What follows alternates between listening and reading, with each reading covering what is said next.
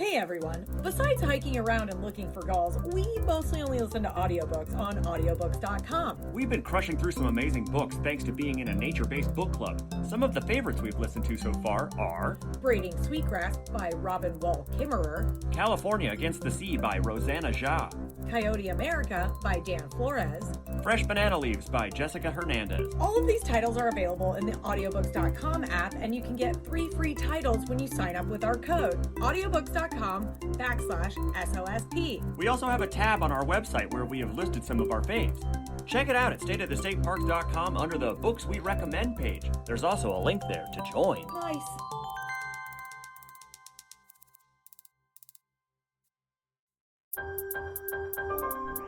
Whoa! Butterfly buzzed me. It was gray with orange little wingtips. Oh, I saw another one! Right behind you. He's right there. Oh my god. Hold on, just stay here for 1 second. We're seeing a really cool butterfly. Oh wow! We're back. Ooh, the butterfly's right here. Oh my gosh, I see it. Wow. It's like black and white. There's another one. They're telling us to go this way. Butterflies are telling us. Skimmers. Yeah. Woodland skimmers. Whoa! Hi. Hi, friend. We just got buzzed by that butterfly again. Butterfly is so cool. We'll upload that photo. Oh my gosh, there's a white butterfly too. And a native bumblebee. Right below me. Don't move. Are you guys Chris and Moe? We are!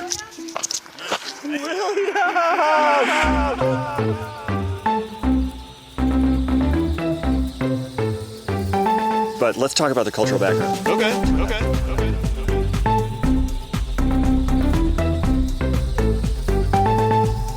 What?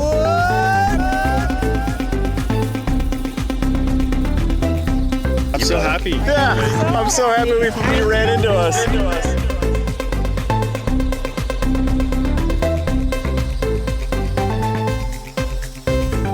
It's the State of the State Parks podcast. Chris and Moe. All those butterflies, like a black and white butterfly with orange on the wings. Mm-hmm. And we just lost our minds, but we don't know where they are. I think it's the California sister. This And is over quite the back- butterfly alley. Yeah, in that corner back there with the shade. There's a, Literally over your fingertip as you're pointing, a butterfly. Cool. Yeah, there's a picture of me holding one like on my gosh. finger Oh, that we got like, nice. years ago over in that corner because they are so preoccupied with sipping on minerals or moisture, whatever it They is. don't even pay attention. They perch right down onto the soil and they stick their proboscis right in there and drink wow. or eat the minerals. I'm not sure exactly. Interesting. Might be they're eating the dirt, Salt or whatever. trying to suck up whatever they can. But anyway, yeah, they were so preoccupied. I just went right down and like picked it up and was able to just hold it on my hand. Yeah. That's fun. Do you want to walk around? We can walk around the lake? Yeah, sure. Let's do that. Tell us a little bit about the... Give us anything. Sure. So I guess first all, so you guys went up Thunder Springs, right? Mhm. Like that way. Did you come back the same way? or- No, we did the we're loop. just doing the big loop. The big loop. Yeah. So you guys went all the way up. We went that way and then came back Yeah. around this way. Okay, cool. Yeah, that's a pretty good hike there. It was a nice hike. We walked around the lake a little bit, got through some of the introductions, and right away William dropped some amazing knowledge on us about being a park interpreter and the interpreter's mission. Interpretation was like a coin termed by a guy named Freeman Tilden.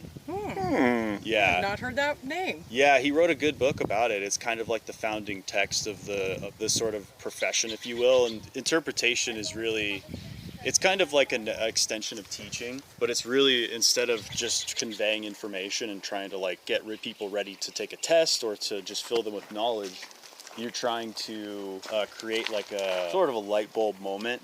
We actually have like a mission statement separate from state parks, which is our interpretation mission statement, which is to, I can't recite it off the top of my head, but ultimately our goal is to create stewards. People that come to the park, they might be sportsmen and they're just coming here to fish, right? And they're just checking the stocking schedule. But then I come along and I start talking to them about like our mission, like the programs we offer, The other aspects of the park, like maybe the cultural history or the settlement history, like during the 1800s to early 1900s. And then all of a sudden you've got somebody who's like far more interested in the park as a whole, more likely to maybe vote in favor of initiatives that benefit state parks, or maybe even volunteer or like actually give back. So that's ultimately the goal of interpretation in state parks. Do you have a brief history of this park that you would like to? Sure. I'll start. I always like to break it down like in phases. So you've got like the natural history, right, which stretches back to the formation of the continent. So like Palomar Mountain itself is situated at the very northern end of the peninsular ranges, which goes all the way down to Baja California. Oh, wow. So this stretch of mountains is really the northern tip of a larger mountain range that goes north to south all the way from here down to Baja. Oh, wow. Oh. And it actually was previously connected to the Sierra Nevada mountains. So the San Andreas Fault, roughly about 5 million years ago, initiated and became its own fault, which really sort of brought California from a connected line of mountains like this to something more like this, right? And then Baja California is like still all the way down here. Let me take a picture of your hands like So that. yeah, geologists are fond of doing hand motions. Sure. We've got the whole Sierra Nevada here, Yep. and then the initiation of the San Andreas Fault, which is something like this. More so like Perfect. this. Yeah. Perfect. Yeah. We'll put those pictures on our website. Find these pictures of William doing his best hand impressions of the San Andreas Fault and the Sierra Nevadas on our website at stateofthestateparks.com under the Galleries tab, Season 2.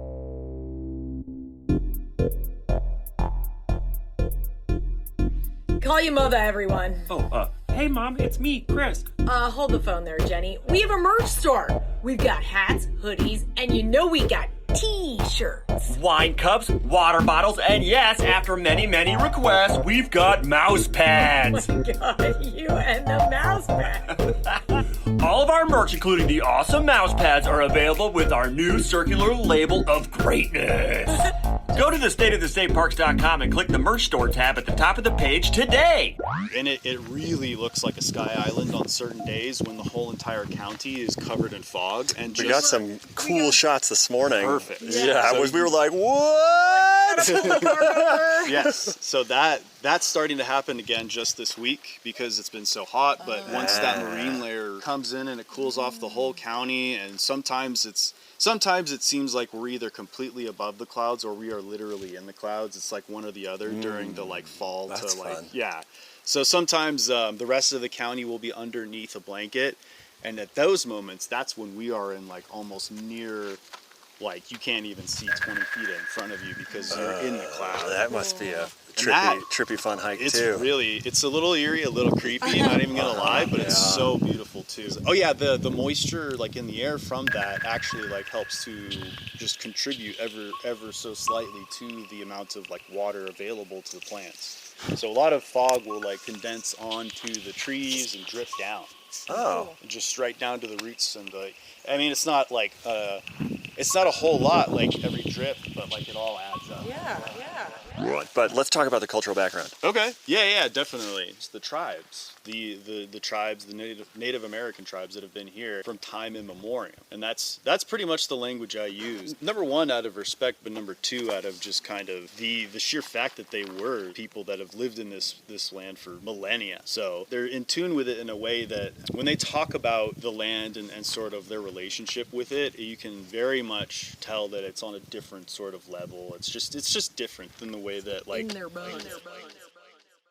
Well, we've got a mixture of, you've got folks from, mainly they're called the Payom Kawichum. And if you want to use like the Westerner term, it's the Luiseño. I was wondering what they were called because we know that Western term, and I was like, Yes. what were they actually? It's similar to Digueño. So that's what like the Kumeyaay tribes, that's their like Western name.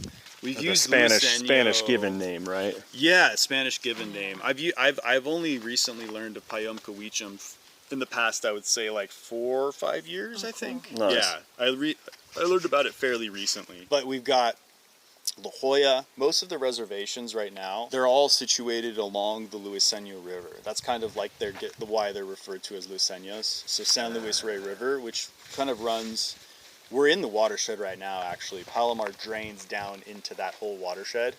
But it's basically kind of spans from like Lake Henshaw down that way all the way out to Oceanside. So that's where a lot of reservations are situated. And then there's also Pechanga, which is on the north side of the mountain, and Saboba as well, which is kind of more towards Anza, kind of in the north. And then I think we drove through the Pala tribe to get here. Yeah, you drive through a number of tribes. Yeah. So like to get from the 15 over, you Yeah. go through Pala, Palma, Rincon, and La Jolla. There you go. Yeah, and I think those are like those are. The main ones. Yeah, I believe there's like 7 to 8. Yeah, but I'm still learning too. Like, there's a lot of stuff I'm still learning. Like, gosh, I even like forget the name that I'm supposed to use. But one tribal member told me that the term creation story isn't even the right. Whoa, interesting. Word. It's like the creation, not creation myth. It's the creation history. I think that's the name that they prefer. Interesting. Yeah, the creation history. Oh, that's cool. Because that's really sort of like the mentality that they embody, which is there is no like, okay, but when did your people get here? Yeah. No, we've been here since time immemorial. Right. And that's not our myth. That's not our story. That's our history. I like that. I hope I'm representing that well. Obviously, this would have been a perfect place for acorn harvesting, right? It's so absolutely insane. Oh my gosh, the canyon oaks have been Like insanity. that tree right there, that big canyon oak Yeah. for the benches. I was just looking at Gotta it be yesterday. 200 or 300 years old. Yeah, and there's so many trees like that. Black oak is the real prize. I was gonna say, is that the one that was the most delicious? That one's the most coveted. Okay. I think we saw some scrub oak. Yeah, canyon oak, scrub oak, coast live oak, black oak. I think those are the main. Coast live is more on the drier side, so like There you the go. south-facing slopes, you'll find makes it out sense. there. That and makes like, Kind sense. of like more out towards the meadow, like French Valley. It's funny because like a lot of trees kind of have little pockets up here. Oh, So interesting. yeah. They have their own communities. Little stands. Yes. Yeah, exactly. Like ponderosa pine. One thing that I think is very emphasized by tribal members today is to not speak of their existence in the past tense. Because there's so many tribal members like everywhere that live right at the base of the mountain that are coming up here in their free time too. Coming up here to show their kids this place, to also come up as a cultural practice as well, to come up purposefully with each other in groups, to gather plant materials or traditional harvests. So it could be anything from like sage to acorn harvesting to deer grass to just using the place for ceremonial purposes. There's a lot of activity like that, and a lot of emphasis from the tribal members, you know, and really saying, please do not talk about us as though we're not here anymore. Not only the message that we're trying to sort of amplify too is to de-tourist, rehumanize this sort of thing, and to make it less of a like, oh wow, there's Indians here, That's to more like, great. yeah, of course there are. Like, Yeah, this was their home. that's Has just. this been the policy like since you have been here, or has this been like? I was It's just always wondering. it's always been a thing that state parks has strived to do. Good. State parks has never shied. I mean, as far as I've been here and been taught, you don't ignore aspects of the history. You tell every part of it. You don't. good. You're supposed to research your location as much as possible with all of the resources available, historical resources, and tell that story. And of course you want to tell it in like a sensitive way, and like a way that actually isn't just like Westerners are evil, totally destroyed the Native American way of life, which there's no, I mean yeah, it's not it's an ugly history, right? Yeah. But it's important to tell it as it is and not make people feel guilty, but rather to inform them and give them a good understanding, a good context as to where we are. And obviously you want to end it with like a good inspirational message too. Yeah. With some way of contributing, of some kind of hope, right? A solution. We're working a lot more with the tribes to bring them into the fold and to also come into their world too, learn more from each other, and to bring each other into each other's world more, so that it's less of a wall, less of a divide, less of we're doing things separately, even though we're both kind of trying to do the same thing, which is just inspire people and create those human connections. So what about the pioneer history? Yeah. So we got the natural history, the cultural history, and then you've got the folks coming up here and homesteading. So you got, I think, The pioneers. the pioneer era. Forgive me for sort of, I guess, glossing over the particulars, but I'm pretty sure it was the Homestead Act that Yeah, really I brought think people you're right. out here. So you had you had all these parcels up on the mountain where people would stake their land, build a cabin, grow fruit trees, like grow crops, raise animals, and kind of just like make use of the land to sort of prove that their stake is, you know, they're Viable. yeah, they're doing something productive with the land. Is that why we passed by Scott's cabin? Scott was one of the... That was one of them. That was one of the families in one of the cabins. And funny story about that is I think that cabin is pretty much gone, like completely gone. Well, I mean, there was It's gone. definitely pieces of wood that had been stacked up like, hey, this think- might have been the cabin. Yeah, I think those were logs deposited like about 10 years ago. Yeah, those were put there to try and like remake it. Sure. Yeah, but I think what happened is during that time you had certain people would stay up here long period. Some people stayed up here like short term. They said, screw this, I'm out. Some people were up here for the midterm. So for those folks that said, you know, okay, I'm out of here. Well, the other residents said, okay, hey, did you hear Scott's not on the mountain no more? All right, we're gonna head over to his place. We're gonna start salvaging logs and fence posts and whatever we can find. So like, I think could have happened to Scott's cabin. If you look through the history books, there's a number of people that came and homesteaded up here that eventually left. So like George Doan himself. Who did all the orchards? Yeah, the apple trees. So that was done, a lot of different people had their orchards. In fact, most of the state park is actually old homesteads that were all sort of put together, and they all had their own historic apple orchard. Oh, wow. Some of them are pretty much gone completely. Like there's old remnants. We actually had like a training up here on how to manage historic orchards a couple years ago. Oh. And a couple of me and my colleagues got curious, and the archaeologist said like, hey, did you know that there's like actually like, there's actually old historic orchards on each of these old like parcels. So we tried to go look for one of them, and we found like where it is, but we actually found like the tree's dead trunk. Oh, wow. Yeah. A couple old, like really, really decayed, like almost just like this much left of a fence, like piece, just really old decayed wood. You could tell that it was something, but like Somebody was here once. Exactly, it was so almost taken over completely by nature and erased. So there's I think there's like Booker or Boucher. Yeah. Then you also had like Adams, Quincy Orchard. You had the Cedar Grove Orchard. I think that one would be like the Asher. Yeah, how high up are we? We're probably about right here at about 4,800 okay. at the pond, and then like up at Booker Point, it's 5,200. Oh, wow, cool. And then Almost I think a mile, 5,280. the High Point is the other lookout. That one's at a higher point. That's the highest point of Palomar. Hence the name. Exactly. What So- happens at the observatory these days? Is that thing operational? It is. Oh. Yeah, its own. I think it's operated by Caltech. Oh, cool. They still use it. They still rent it out to different research teams. I think international. Oh, wow. And they come and they do their research there. They Telescopes? What's there? yeah. It's a mirror telescope. Right. One of them big old-timey So ones. That's the other thing about Palomar. We're pretty famous for the bugs. I did But not not know mosquitoes, that. it Yeah, not seems. mosquitoes. Not at Just this like- time of the year. Yeah. There's like they come in different waves. There's like the no-see-ums, which are like these little tiny guys. Uh-huh. There's like eye bombers that bomb your eyes. Then there's like the mosquitoes, and then there's these guys, which are They love all the mouth. And Those might be nose the and no- ear holes. They probably like the CO2. that probably. I think these are no eye bombers. I could be wrong. Typical eye bomb. So we call this the Palomar Wave. The Palomar Way.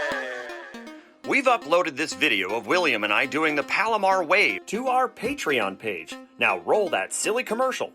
Ooh, hey, Chris. Check this out. Wait, what am I looking at here? you've seen this one before. Is that what I think it is? Yup. Oh, it's our new Patreon page with 3 fun tiers to join. More State of the State Parks action? Yup. Where can they sign up? www.patreon.com/State of the State Parks. Whoa, cool. But there's another guy that's very famous up here called Clark Cleaver. He was the guy who really had the majority of the business up here. Photos of him with like literally mounds of apples from their harvest. Hundreds if not thousands of apples. Yeah, you've got, that's sort of like the apple industry was like a big thing up here because it was one of the only places aside from Julian that could sustain that cold temperature and that enough water to keep the fruit cold and hydrated enough to actually ripen properly. Nice. And then what year did this become a park? So this park was established in 1933. So there was a commission that was going throughout the state of California, and they were identifying places to create state parks. I think this was in response to the Great Depression, and it was part of FDR's New Deal. I think that's what we read in that. it. Yeah. And it was this workers' big program. the Civilian Yeah. Conservation Corps. So I'm guessing that was in joint effort with the state of California to sort of work together and identify these places where, because that was a whole effort throughout the whole nation. They tried to say, all right, people do not have money. What is free? Well, going outside and enjoying the outdoors is actually really fun, really good for you, and it's actually like pretty much free. So that was like the inception of a lot of state parks and national parks throughout the United States. It's like we need something for people to do so that, the population is not,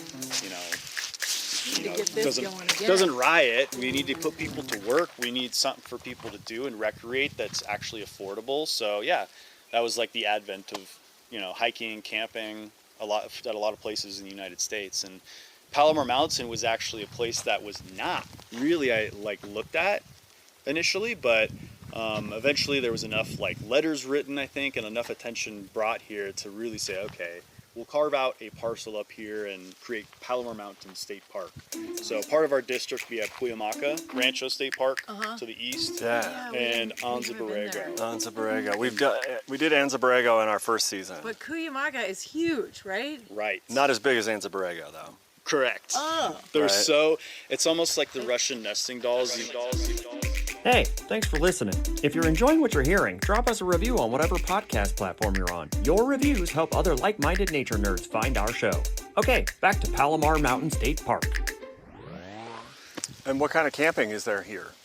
We have a couple RV sites. It's dry camping, no hookups, and then everything else is tent camping.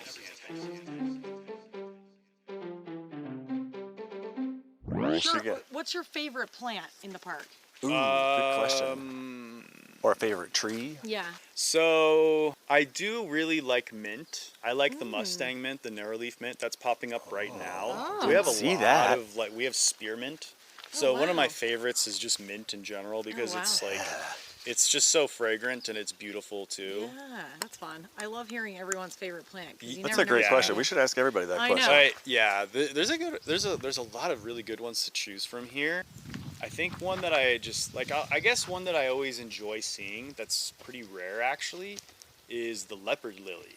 Oh. You guys know about that one? We know about leopard lilies, yeah. Yeah, they're so beautiful. And I think so we might have cool. a subspecies called the Humboldt lily. Whoa. Or the leopard lily is our subspecies, one or the other. Yeah.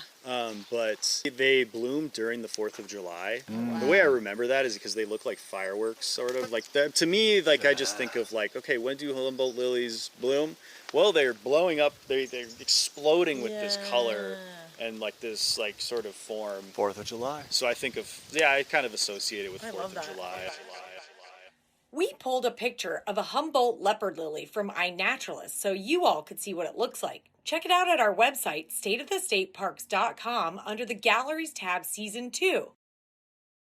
I think my favorite tree, I'd have to say it's probably the black oak. It's pretty cool. It's the one that gives us our fall colors. Oh, really? It starts turning? Yeah. Your poison oak is already turning. It's all Yeah. red in there. It's like, Looks whoa. Yep, there's that. There's our mountain dogwood. That's honestly like another combo We did see flowers, tree. Pacific that you could, dogwood is how it was tagged when we were looking at it on iNet. Yes. Yeah. So. We have Pacific dogwood.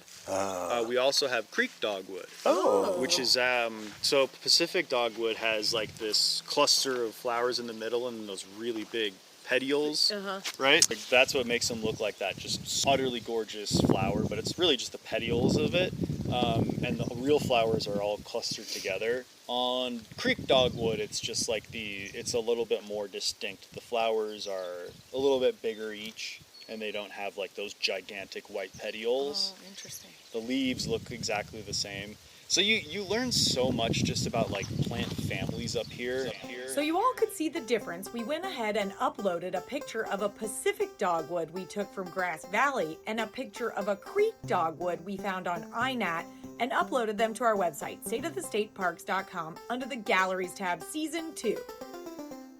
The etymology of Palomar is very fascinating. Like I've asked one of my Spanish-speaking friends like what he thought about it. He was like, it sounds like sticks. It sounds because palo means stick, mar means sea. He was like, it sounds like it could be like maybe a sea of trees. Sea of trees. I think the explanation that makes sense to me, they call it Palomar because in Spanish that means dove cote. Which is basically at the top of a structure, your pigeon cage, where you raise your domestic pigeons.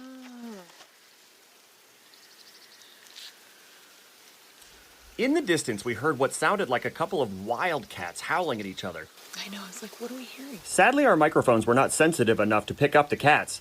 So I present to you now an interpretation of those wildcats howling at each other, brought to you by myself and Moe.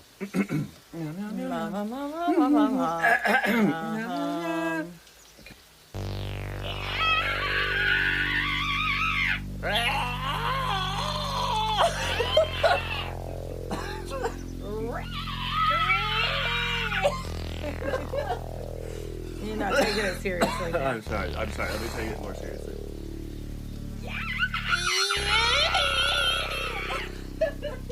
It was like that, man. Perfect. Thank you, Moe. That was crazy. Yeah, that was pretty interesting. You know, I've never heard anything that aggressive sounding before. I have heard stories of people encountering something similar, but not even that. That was a lengthy period of time, too. That sounded like two bobcats or two mountain lions meeting. It didn't sound too... It almost sounded like it was probably mountain lions, because I've heard bobcats have deeper... Oh, interesting. That's interesting. Yeah. This tree was most likely planted by Doan himself. Oh, wow. Well, there's an apple or two. And so look down here. You get a good picture of the trunk. I mean, Whoa, it looks like it got lightning strike in it? Or something? Almost every single one of the apple trees that we have, this happens to it. The middle hollows out, and the live tissue kind of survives on the side. Wow. Yeah. So Well, it looks like there's some sapsuckers or something that went on. and then we get lots of sapsuckers that come in. That's here. That's these little on all holes. of ours. So how old like 200 years this tree is? This is probably 120 years old. Okay. Oh, my goodness. Wow. That's really cool. Because Doan was here in the 1880s, 1890s, and this was his homestead area. Wow. That tree over there in the corner of the parking lot, that's like leaning over, about to fall over, that's another one. Doan tree? I don't think I've ever seen apples growing on that one, unfortunately. But I guess to sort of wrap things up about the evolution of the park, I guess, ever since like with the establishment in the 30s, and then like the advent of new paved roads up here, getting a school system up here through like the 50s and 60s, all the way up to the modern era. I mean, it was just, I think like a couple of years ago, we finally got a credit card system up at the kiosk. Oh my goodness. So we were cash only for a long time. So. Progress takes time. It does. Especially on the mountain. Which, you know, it's kind of, in some cases, it's kind of, a lot of people appreciate it, because it's like you come down here and it's like, thank God my phone doesn't work. But yeah, I think that's kind of the gist of the That's history. great. That was really great, William. I'm so glad we ran into you. That was An hour perfect. later. No, oh my That God, was that's perfect. So good. Isn't that amazing? This is our car Thank right you so much. Okay, yeah, my pleasure. I'm you, so brother. happy. Yeah, I'm so happy you ran into us. Yeah, I'm glad you guys were sticking around. I was like, you said that you were like maybe noon, so I was like, okay, they're probably gonna still be around by noon, so I'm gonna pop down there and then I'll probably run into them. So Amazing. I love it. Thanks again, brother. So much. you bet, and yeah, safe travels home. Enjoy the rest of your time up here. All right, man. We'll see you later.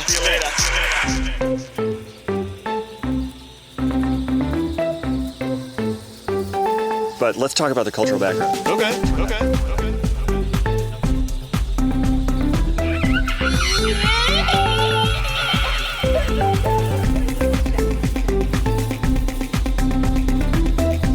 I'm so happy. Yeah, I'm so happy you ran into us.